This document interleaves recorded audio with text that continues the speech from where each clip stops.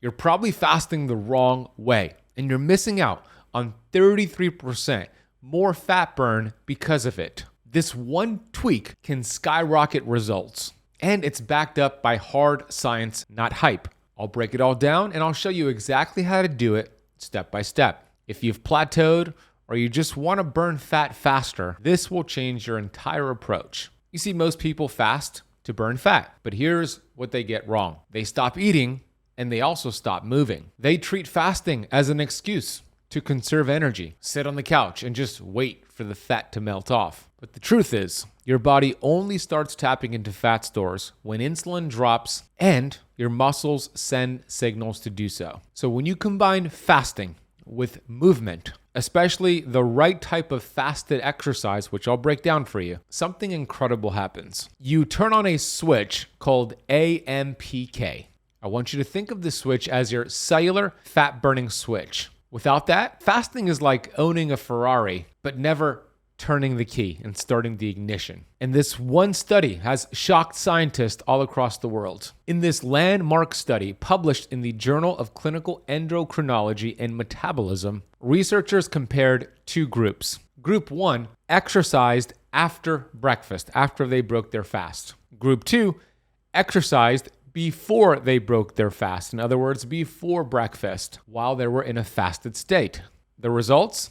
The fasted group burned 33% more fat, and not just during the exercise, but for hours after. Their insulin sensitivity skyrocketed. Their muscle mitochondria, which are these little engines in your cells that run your metabolism, they grew in both size and number, and their metabolism continued to burn fat even after rest, even after they broke the fast. Question is why? And this is why. When you exercise in the fasted state, your body has burned through its sugar reserves, and you're not putting glucose energy back in from food because you're fasted. So it's forced to tap into stored fat for energy. The visual I want to give you here is this bus. Let's call it a metabolic bus. If you had breakfast before exercise, you're going to put your breakfast calories, the food you just ate, at the front of this metabolic bus to be used for energy first. And then once you burn through, eventually you'll start tapping into stored fat, belly fat for energy. But when you go into a workout and exercise without the meal on an empty stomach, your sugar reserves, which are called your glycogen stores, are already low. You're going to burn through that. And now what's at the front of this metabolic bus? It's your belly fat. It's your visceral fat. It's the stored energy on your body. So you tap into that stored energy, the belly fat, much faster when you exercise the right way in a fasted state. So here's what's happening under the hood when you accomplish this. Number one, you're going to get an insulin drop. Now, that already happens during a fast, but it happens even more readily and rapidly when you exercise in a fasted state. Of course, as you drop insulin, you unlock more stored fat to be used for energy. The second really cool thing that happens here is that catecholamines begin to rise. Exercise in the fasted state increases adrenaline and noradrenaline. These are hormones that mobilize fat. The third step here is that you activate AMPK, that cellular switch. This enzyme senses energy depletion, and it signals to your body to burn fat instead of sugar. The fourth thing that happens here is mitochondria multiply. This is called mitochondrial fitness or mitochondrial biogenesis.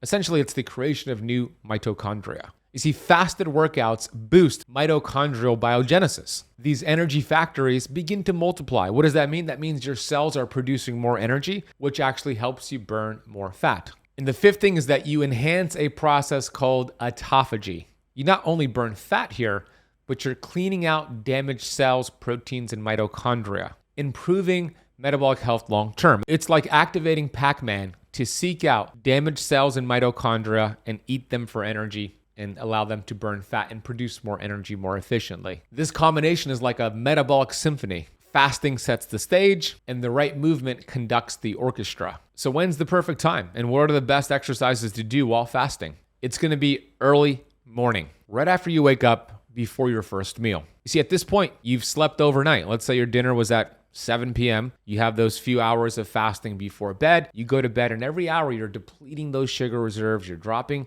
and lowering insulin. So insulin's already low. Sugar reserves are already low. You are now primed to torch fat.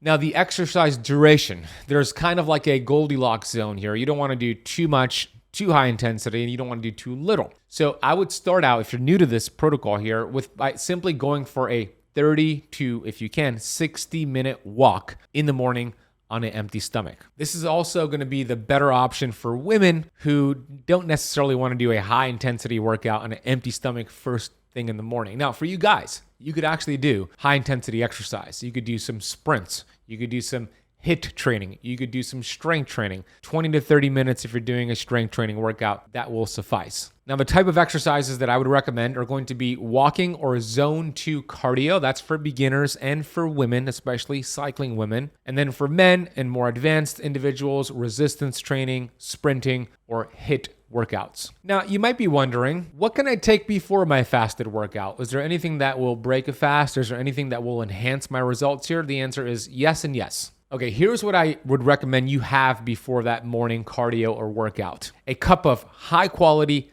black coffee. Or if you don't like coffee, organic green tea. You see, both enhance fat oxidation and there's an adrenaline release. You see, coffee, for example, when it's sourced the right way, it's medium roasted, it's organic, it's tested for contaminants. This has a high concentration of a fat-blasting polyphenol called chlorogenic acid, CGA. And then high-quality organic green tea has EGCG and catechins, which actually have been shown to target belly fat. So either option works. Either options are beneficial. I'll drop a link for my favorite coffee down below, and I'll drop a link for my favorite green tea down below. Now, I would also recommend you have water with electrolytes. This is probably better before the coffee or the tea. 12 ounces of high-quality water with a pinch of high-quality unrefined sea salt or an unflavored electrolyte is a great idea. And if you wanted to add an additional fat burning booster and something that could actually help with your blood sugar and energy levels, and it does not break a fast, add in, with that cup of water I mentioned and the sea salt, add in a tablespoon of apple cider vinegar. Apple cider vinegar has amazing benefits for blood sugar regulation, energy, doesn't break a fast, it supports the fast, it has short chain fatty acids, it's incredible. What you want to do is avoid anything with sugar, carbs, and protein. So you don't want a banana, you don't want a smoothie until after your session is done if you choose to have that. So here's what's going to happen after you follow this routine. Post-workout, your metabolism stays primed for fat burning for hours after that fasted session. Scientists call it the afterburn effect, or EPOC, excess post-exercise oxygen consumption. This means your body is burning fat even while you're sitting at your desk. Now, which meal is best to break your fast with after this post-workout? You want to prioritize protein and healthy fats. Think eggs, grass-fed beef, bacon, wild salmon, even avocado, green leafy vegetables. These are going to be a great way to break your fast. You want to avoid breaking the fast with high carbohydrates. Avoid orange juice, oatmeal, cereal, bread. That will mitigate some of the results we're looking to seek here. And wait at least 30 to 60 minutes after your workout to keep those fat-burning enzymes activated. Now, there's some nuance here. Let me share with you what I believe are the mistakes people make with this protocol. Number one, they're overtraining in that fasted state. Now, this could spike cortisol too high, so you don't want to do sprints every morning in the fasted state. You don't want to do high-intensity interval training, HIIT training, or strength training every single day. You want to mix it up with some high-intensity workouts and some cardio, zone 2 cardio, which is just walking. So I think a good protocol would be 2 or 3 days out of the week. If you wanted to do the HIIT training or the strength training, do that in the fasted state. The other days, simply go for a 30-minute walk. Another mistake people make is breaking that fast with carbs and sugar and even seed oils. You will lose some of the benefits you have achieved during that fasted workout. Another mistake is sleeping too little and not prioritizing recovery. Sleep deprivation makes it more difficult to fast. It increases hunger. It disrupts insulin and hormone signaling. So make sure you're getting quality sleep. Remember, the goal isn't punishment.